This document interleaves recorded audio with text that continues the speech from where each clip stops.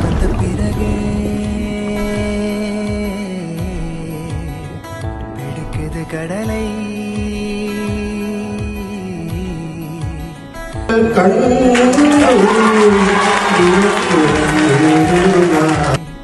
புரியுது உலகை நேற்றின் இன்பங்கள் யாவும் கூடியே இன்றை இப்போதை அர்த்தமாக்குதே இன்றின் இப்போதின்